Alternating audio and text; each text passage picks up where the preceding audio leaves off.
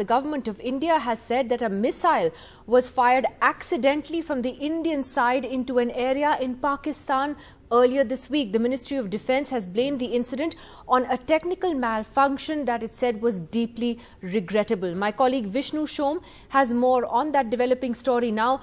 Vishnu, this is quite bizarre, what seems to have happened. What is the MOD saying? Well, the Defence Ministry has spent more than a day before coming out with the response. They say that on the 9th of March, a couple of days back, in the course of a routine maintenance, a technical malfunction led to the accidental firing of a missile. Now, any missile system, when it is actually fired, needs to be prepped. There are multiple switches which are toggled. A target has to be acquired. There is an entire process. How, for whatever the reason, a missile was actually fired, I mean, it's utterly perplexing. But I think what is significant is that, according to Pakistan, the missile flew more than 100 kilometers inside their airspace before it landed. Fortunately, there was no warhead on the missile. So, it didn't detonate per se beyond, whatever fuel it may have had remaining on board. What Pakistan has actually indicated that it was flying at a speed of Mach 3 or 3 times the speed of sound at an altitude of more than 40,000 feet, gives an indicator of what the missile may have been. I don't want to speculate on that because the government of India hasn't actually come out with that detail. But if that is correct, it's a very sophisticated missile in India's arsenal. I'll leave it at that. The government of India has taken a serious view and ordered a high-level court of inquiry, is what the MOD says. While the incident is deeply regrettable, it is also a matter of relief that there has been no loss of life due to the incident, is what they say. Vishnu, just to labour on this point about what systems are in place to ensure that missiles don't just accidentally fire.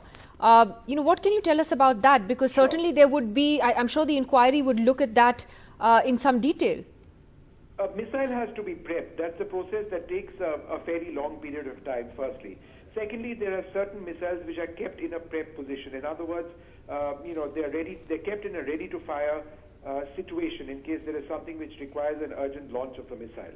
Now, after that, there is a process through which a target is acquired on the basis of orders which are given. There are safety fuses which exist in all missile systems. The safety fuses are removed.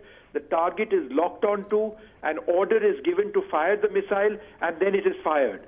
How a missile could actually, any missile for that matter, could actually be fired, through a technical malfunction or an accident, it's truly perplexing. But obviously that's something that they need to find out, how something like this could happen. And I think the point which has been made by Pakistan, to which there is no response at all from our side, is the nature of the missile itself. The fact that it flew at Mach 3, the fact that it flew at 40,000 feet, those of us who observe defense and Indian missile systems know what this is likely to be.